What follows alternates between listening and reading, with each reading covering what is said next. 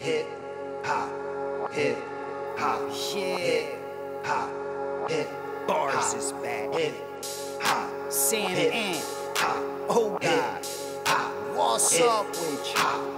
I done watched them niggas do interview after interview. They not culture vultures, the culture something they been into. So if you never gave them a view, I recommend you do. Cause when they question guests, they message is not subliminal. More in LA. I don't know where you're at right now, but who you some of the artists that you're working with, man. Talk about them and talk about their impact on the industry.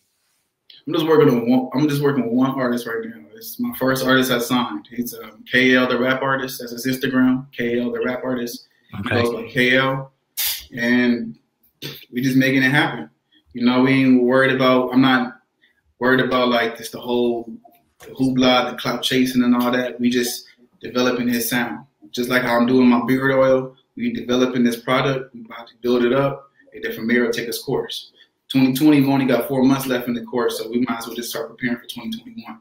Yeah. Now, I ain't feeling like, my thing is, I get most of my success is by not being rushed. I don't rush nothing.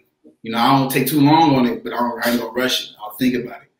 Okay, right now, real estate wise, I really had up to October to sell some houses. After that, November to December, really ain't nobody buying houses during the holiday times. People not moving, so you gotta just adapt and move, make it happen.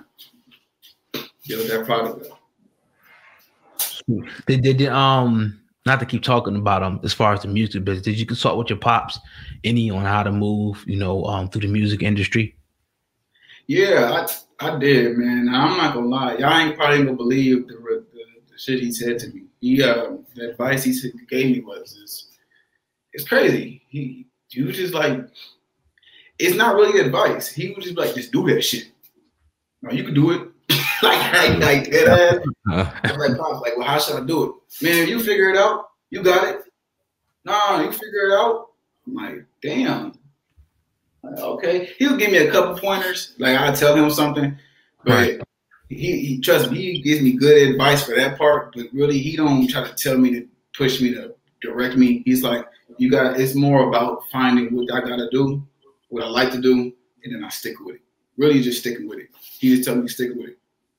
Stick with whatever I'm pushing, stick with that. And then it makes sense because you really got to just build a product up. The goal is to build a product up so good that everybody want to come fuck with you. You don't want everybody to fuck with your product. You want to, this is Coca-Cola right here. This is my Coke. And I ain't tripping if you don't want to drink it. If you see me drink it, you probably gonna want to drink it. And that's the whole goal. I don't know, I'm probably confused out here. Nah, you good, man. Nah, we understand 100, bro. You are you getting into movies? Are you into film, directing, acting, anything like that? Hell yeah, bro. After I get these couple the 6-pack, bro. I ain't gonna lie, I'm a little too fat right now to be trying to go and do movies and shit. Acting though. Nah, I'm gonna just run just. Oh, you cut off. I didn't hear you. My fault. Okay, now I'm gonna do movies and stuff like that. Okay, I just gotta put the 2020, man, one thing at a time. It took a lot of this year. Now I'm sure you got hit with the biopic movie of your dad and stuff. Anybody ever hit you up like you got to play your dad in a movie? All the time. I played him a couple times. I actually played Dr. Dre in the BET's Death Row Chronicles. So that was my first little role of like acting. Okay. Okay. Cool. It's cool. Check that shit out. So, all right. So you played Dr. Dre. So what went into, you know, did you actually meet him and sit with him, you know, to learn how he moved? Hell no. No. But what went into it though, playing Dr. Dre, man? How did you study that, you know, to do that? Oh, man, I don't know. I was just like, just doing what the scripts was. And they was basically telling me how Dre was acting. So I would go ahead and just, okay, cool. I was working, man. As an actor, they said act like this, and I'm getting paid. I'm going to go ahead and work at that time. That was my building up credits. I'm like, I got to get stuff on my resume for this acting gigs. So I wasn't trying to, I could have easily been like, oh, I wouldn't be Dre. I couldn't be Dre. I'm Suge, son.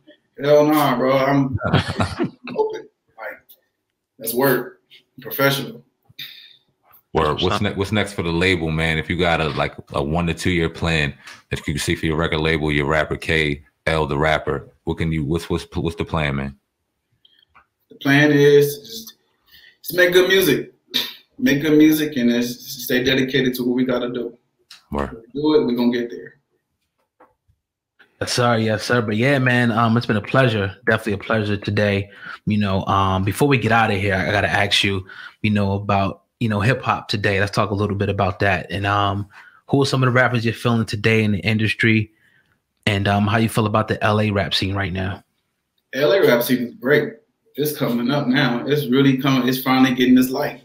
At first, most of them went to jail. Free Draco the Ruler. It was coming up. Who I listen to now? I listen to a lot of Nipsey. Nipsey before he passed, I was listening to a lot of Nipsey. But now it's good to see you getting his flowers. I give it to Nipsey, Dom Kennedy, KL. One Take J is nice, and AZ Chike. AZ Chike, they doing their work, and the Blue Bus Clan, I like them too. Right. So Nipsey, man, I was actually going to ask you that next. How do you feel about how that situation went down, and what is the atmosphere like in LA? Last year we actually visited in June. What's the atmosphere like still over there? So LA, man, is a tourist place. You know what I'm saying? Like, it's a tourist place, but you got a few local people there. Shoot, the local people, we still live by, how we live LA. But ever since then, the whole Nipsey thing is dying out. But yeah, everybody just, if you're really from there, you kind of understood what happened. Like, you understand gangs in LA. Like, you just know what's up.